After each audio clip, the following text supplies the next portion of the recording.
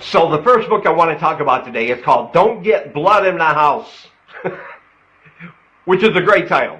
And if you look at that cover and see everything that's going on, trust me when I say everything on that cover is in this book. Like the author's not just hyping it up.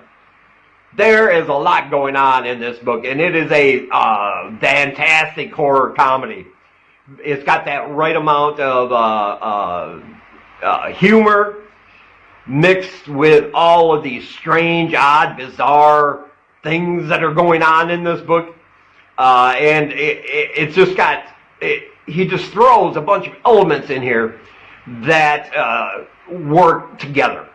You know, just when you think it can't get any more weird, he throws something in there and makes it more weird. And I absolutely love that when authors can do that and still keep the story coherent, like this one is. And at its core, it has some romance in here, but that is just as odd as the rest of the story. You know, I'm not a big fan of romance in my horror books, but when it's done right and when it's done with this amount of weirdness involved, yeah, I can get behind that all the time. And basically, this book is about 6 killers, 6 murderers, who are invited to this dinner party at a place called the Black Manor. It's a really creepy building on the outside, but once they step through, it's like they step into a time portal. Everything is real nice and real fancy. And the thing hosting the party is a talking bird named Crackle. You're going to have to get to know Crackle.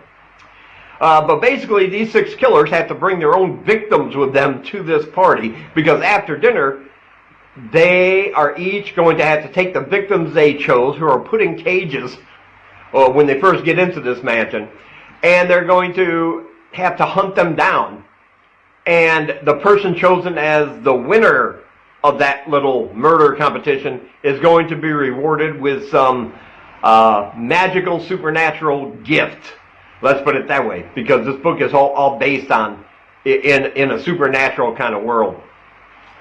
But it's not going to get that far. Things are going to go horribly, bloodily, and terrifically off the rails, as some of the killers and would-be victims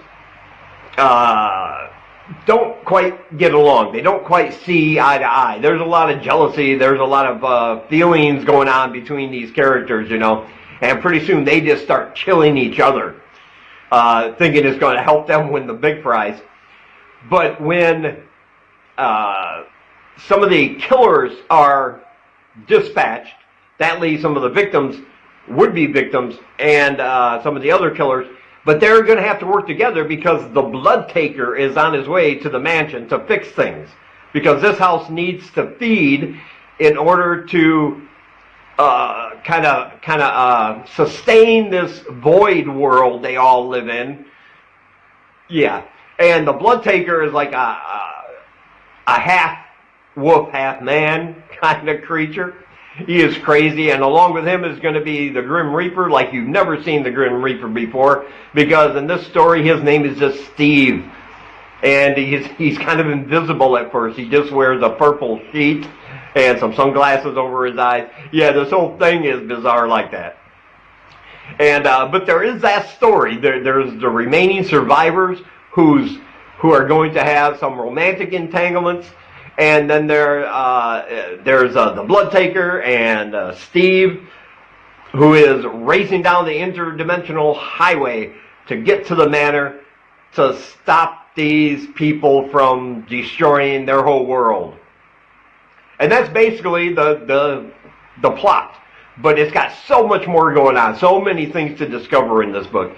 It's absolutely bloody at times. It's absolutely hilarious at times. And yeah, I can't recommend it enough. I highly recommend it. There's a link in the description for you to pick up your copy.